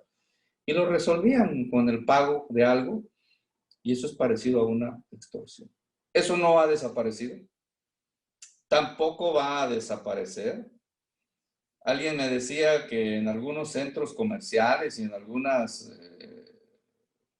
líneas de restaurantes de los sindicatos de gastronómicos, los propios despachos patronales muy fuertes de este país son los que patrocinaban eso, la contratación colectiva. Cero negociación, se buscaban un sindicato a modo, le decían, fírmame aquí, y depositábamos. Quizás se acabó. Y cada año revisábamos y lo que implicaba era un pago fijo, mensual, equivalente a 2 o 3 trabajadores de la nómina. Eso sigue sucediendo. Eso no va a desaparecer de la noche a la mañana. Ni el TEMEC lo va a borrar como una varita mágica, porque ya les puse yo los datos de la sindicalización. México junto con Colombia y con Chile son los países que tienen la más baja tasa de sindicalización en todo el país. O sea, no va a ser un organismo que van a ser como un organismo concentrador porque va a tener seguramente todos los datos de contratos colectivos de protección, directivas sindicales, y va a ser un ente concentrador. Así las cosas, yo sabía que no era fácil concatenar todas las cosas, sobre todo cuando me lanzan el tema y vi que es todo un tema muy amplio, muy diverso, pero cuando vi las demás exposiciones dije, no, pues alguien lo va a abordar desde otras perspectivas, y yo quise hacer solamente un matiz de muchas ideas de lo que significan las relaciones colectivas de trabajo. Todo lo que yo manifiesto aquí, lo que pienso y lo que expreso, lo hago a nombre propio, es una opinión, y si alguien desea cuestionar, pensar diferente, abremos un espacio, mi querido David, estamos en tiempo todavía, lo que me concediste, y estoy a sus órdenes para lo que indique. Doctor, sí, de hecho aquí tengo algunas preguntas que hicieron las personas que están viendo la conferencia y se las paso para que nos dé su opinión. La primera es, ¿la reforma laboral pondrá fin a los emplazamientos a huelga falsos de los sindicatos que solo buscan quitarle dinero al patrón? Sí, pues a través de primero, fíjense, de la validación que se va a decir, a ver, este es el contrato colectivo que vamos a poner y que vamos a hacer en el pliego de peticiones y vamos a emplazar a fulano. Lo validemos. De eso ya tiene que haber una constancia de representación. La otra, o sea, de legitimación. Lo tiene que legitimar una base sindical. O sea, entonces esos sindicatos que no tenían trabajadores, pues ya se dieron la tarea de estar en los centros comerciales afiliando a gente. Y dicen, ven, afíliate aquí. Pero ¿cómo así? Vente, es que tú perteneces aquí. Sí, no creo que se acabe por lo siguiente. Muchos sindicatos, ojo, de esta naturaleza, se adelantaron a los tiempos. Y ya hay contratos colectivos vigentes. Ojo, la ley hablaba de una vigencia de 2 años o también daba la posibilidad de tiempo indeterminado. Decía yo que muchos contratos no se revisaban nunca y estaban ahí vigentes. Hay un dato ahí de todos los que, sobre todo en Ciudad de México, lo hizo la anterior presidenta de la Junta de Conciliación, sacó el dato de todos los contratos colectivos y sindicatos que no tenían ningún movimiento y que no habían pedido una revisión. Debería acabar con eso. Pero muchos se adelantaron y tienen contratos por tiempo indeterminado, sin ser sujetos a revisión. Esos van a seguir subsistiendo. Para lo nuevo, efectivamente, es una protección para los patrones para no ser sujetos de extorsión. Esa es como que la finalidad de la reforma laboral, acabar con eso, que haya representación sindical por el sindicato que representa y que haya una legitimación si efectivamente la base... A ver, ¿qué sindicato, perdón, qué base de trabajadores cuando le ponen un contrato colectivo le dicen, miren, esto es lo que tenemos, el debe y lo que debe de haber? Si aquí nos dan un bono de 300 pesos, nosotros queremos 500 pesos para el siguiente año. Eso lo van a legitimar ahora. Antes eso no se legitimaba. Se iba directo al emplazamiento a huelga y el patrón se enteraba que le estaban pidiendo tal cosa. Y muchos trabajadores, muchos representantes de los trabajadores, incluso solo se enteraba el comité ejecutivo y los delegados, decía, es que pedimos esto para beneficio de ustedes. Hoy no. Hoy todos tendrán que legitimar que lo que se está pidiendo, pues sí, cumpla con el concepto del sindicato, mejoramiento y defensa de los intereses. Creo que se debe acabar, pero no se va a acabar. Se le va a sacar la vuelta por muchos lados. Es muy difícil entender la serie de federaciones y sindicatos que hay, que prácticamente a eso se dedican. Perfecto, pues ya veremos cómo pasan ya que empiecen a hacerlo, ¿verdad, doctor? Le paso la siguiente pregunta, dice, ¿cuál considera que será el aspecto más positivo de la reforma laboral en las relaciones colectivas? Pues la reforma, un nuevo paradigma, decía yo, tenemos que desaprender, reaprender y entender y reentender las cosas. Es un nuevo paradigma que sí modifica cosas. Este proceso de representatividad y de legitimación, yo lo conocí en Colombia en el año 2014, tomando un curso de OIT con puros representantes de sindicatos y es un curso que la OIT lanza cada año para formación de jueces, profesores de derecho y líderes sindicales. Y nos pusieron a resolver casos prácticos con los puros convenios de la OIT. Y yo escuchaba de los colombianos decir, es que nosotros sí legitimamos, sí tenemos, caray, no, ¿tú cómo haces? Vaya, yo voy en plazo y se acabó. Es un nuevo paradigma, es un nuevo modelo. Por supuesto que todo cambio, si es para sumar, no para empeorar. Yo lo que digo es que estamos de acuerdo que era necesaria la reforma laboral y sobre todo en el ámbito colectivo. Pero vamos a irnos con pies de plomo. Hemos tenido ya muchas experiencias y lo que sí te puedo yo decir hoy, fíjate, es que creo que en Jalisco, en Chiapas ya hay semáforo amarillo. A ver a qué nos lleva esto. Pero las juntas están funcionando parcialmente.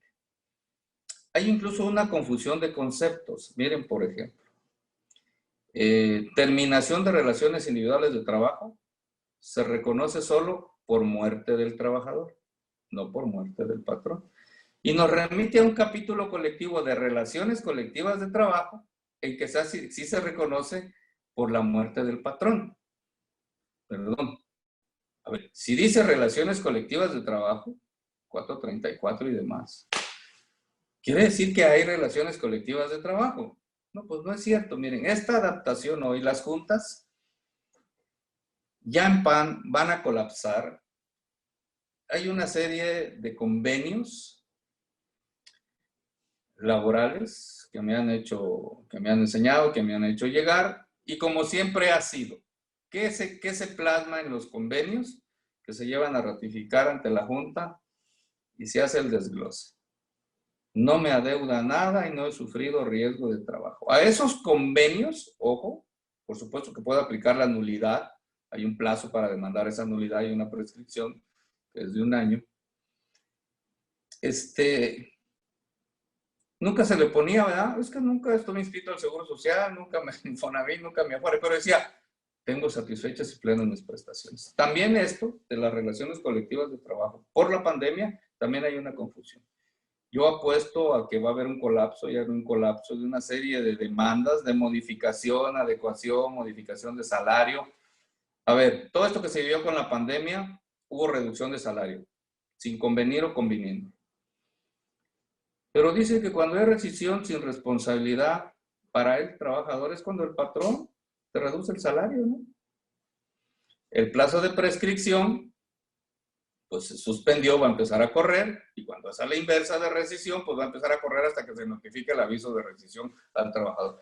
Son cosas de la reforma que también dejó un poco complicadas, pero creo que la reforma nos va a obligar a eso, a ponernos a estudiar, a poner la lupa en el detalle, a entender las cosas, esperarnos a los primeros juicios, y yo creo esperar el desenlace de muchos amparos más, porque sin duda que hay normas de nueva aplicación que van a afectar muchas cosas. Yo creo que en la cuestión de representatividad y legitimación, no dudo que hay amparos por parte de los sindicatos. Quisiera entender qué va a haber. Por alguna omisión que va a pasar, no aparejada, no al TEMEC, sino al convenio, ojo, 87 y 98, plenamente vigentes en México. ¿Alguna más? Sí, nos queda nomás una doctor, y dice, cuando un contrato colectivo de trabajo otorga beneficios desproporcionados a los trabajadores, ¿puede la autoridad rehusar su registro para proteger a la fuente de trabajo? No, para nada, para nada. Pues por eso decía yo, antes había contratación colectiva, hoy hay negociación colectiva. En ninguna parte ahora más que para legitimar la representatividad y la legitimación está facultada la autoridad para participar. El ente colectivo, la negociación colectiva se da en las partes. A ver, y te voy a decir qué pienso yo que va a haber. Los anuncios, ayer, hoy, que se acabaron los guardaditos, que se acabó el dinero, que desaparecen 10 subsecretarías, incluida una del trabajo y promoción del empleo. Ya hay una señal, pero la pandemia, el COVID, nos vino a dejar otra señal. Va a ser una lenta, miren, yo pienso que México está en la lona, estamos en la lona por muchas cosas, por pérdidas familiares, quebrantos morales, ansiedad, desesperación, estrés, pérdida de empleo, disminución de prestaciones. No, a ver, que sean ya prestaciones logradas, y voy a reiterar algo que sucedió hace poquito. Qué bueno que preguntan eso. La CFE revisó su contrato colectivo con el SUTER, industria vital, indispensable para este país. En unas revisiones previas, los contratos colectivos de Pemex, de IMSS y de CFE tienen trabajadores de contrato A y de contrato B, sobre todo para el problema del régimen de pensiones, porque eran pensiones por contrato colectivo de trabajo, así como hay en muchas universidades del país. Y en una negociación, pensando en que CFE, por la reforma energética, pues aumentaron la edad de jubilación para hombres y para mujeres. Voy a repetir lo que yo escuché que dijo alguien, ¿eh? Y hace días, una semana quizá, se anuncia que en la nueva negociación del contrato colectivo de trabajo vigente entre el Sindicato Único de Trabajadores Electricistas de la República Mexicana y la CFE, una empresa de creación mundial, le volvieron a bajar la edad de jubilación a 55 años para los hombres o 28 años, 25 años de servicio, o sea, relativamente jóvenes. Y alguien dijo, no lo voy a decir porque no lo quiero politizar, nunca ha sido mi afán, es que teníamos ese compromiso con ese gremio laboral.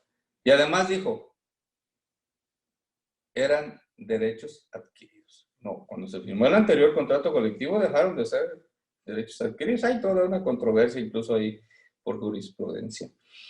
Si tú tienes hoy día un contrato colectivo en la que hay prestaciones ya logradas, ya que se cobran, que son en tu beneficio como trabajador, y que el sindicato titular del contrato colectivo, porque puede haber muchos hijitos, o sea, puede haber 10 sindicatos, pero el titular es uno que administra. Si los otros quieren pelear en la titularidad, pues será con voto libre, secreto y a través del recuento. Lo que tiene que haber es un consenso. Si a nosotros nos dicen, tienes que sacrificar una parte de esas prestaciones que son desproporcionadas, cuando me refiero a desproporcionadas es que no tienen ningún sustento de gasto o de salida. Quiere decir que no están ajustadas a gastos de previsión social para que el patrón los haga deducibles. Y al final del camino esos gastos no es que el patrón los haga deducibles, los hace deducibles la autoridad fiscal, o sea, el SAT. Y hay una serie de reglas que se tienen que cumplir para que haya un verdadero plan de previsión social. A ver. Si es desproporcionado la autoridad, no tiene nada que ver. Esa es una libertad patronal y sindical en la que se tienen que consensar. Tiene que haber los consensos, sin duda, en muchas negociaciones, a raíz después del COVID-19. México es otro. Y si piden sacrificar muchas cosas, las empresas, las instituciones, porque no va a haber presupuesto, porque mire, por ejemplo, para el siguiente año, muchos trabajadores no van a recibir el reparto de utilidades, porque en estos 5 meses, a lo mejor estaba el grueso de las ventas. Librerías, papelerías y cuestiones escolares. Ahí les dejo un dato. Pero habrá otras empresas que sí incrementaron sus ventas. Yo mandé un paquete ayer por DHL. Me costaba mandarlo siempre 150 pesos. Y ayer que me traen el ticket, me salió en 350 pesos. Me subió 200 pesos más. De febrero a agosto. ¿Qué quiere decir? Que son empresas que están creciendo más. No puede ningún ente. La resolución, el equilibrio, la paz laboral solamente lo logran las dos partes. El patrón y el sindicato con un verdadero liderazgo objetivo que sume, que reste y que vea por los que representa. No que vea por él o que se enriquezca él. Ese es otro tema también. Ese es otro tema. Pareciera que nos quedamos con todo es el Bester Gordillo, todo es Romero de Champs, todo es y demás. Pero ya hay un precedente que alguien dijo, es que era un compromiso con los electricistas y se ordenó a la CFE, regrésale su edad de jubilación. ¿Cómo se logró? Consensando, ¿no? No puede, nadie, solamente lo pueden hacer quienes firman el contrato colectivo. En muchos eventos políticos o de negociación me tocaba que invitaban a tal autoridad como testigo de la firma del contrato colectivo. Y decía, yo impriman una hoja. No, yo no voy a llevar a depositar un contrato colectivo donde lleve la firma de alguien más que no está legitimado para depositar un contrato colectivo. O sea, A veces se hace un teatro alrededor de eso y no tiene por qué ser testigo ninguna autoridad, ni ir en menoscabo de eso, de conquistas, de derechos laborales y sobre todo, como lo dijo alguien, son derechos adquiridos. Perfecto, doctor. Pues creo que ya estamos ahora sí sobre el tiempo. Creo que con esto concluimos, ¿verdad? Realmente nomás me queda agradecerle en particular a usted por habernos apoyado con esta conferencia y pues a toda la gente que nos está viendo, ¿verdad? Les doy las gracias. Ya saben, como todos estos días anteriores, a nombre de la Academia de Derecho Social y Ambiental, así como el Departamento de Ciencias Sociales y Jurídicas de CUSEA, muchísimas gracias por su participación, por su asistencia. De nueva cuenta, doctor, muchísimas gracias por el tiempo que nos dio, ¿verdad? Muy interesante su ponencia. Y pues bueno, con eso damos por terminado. Muchas gracias.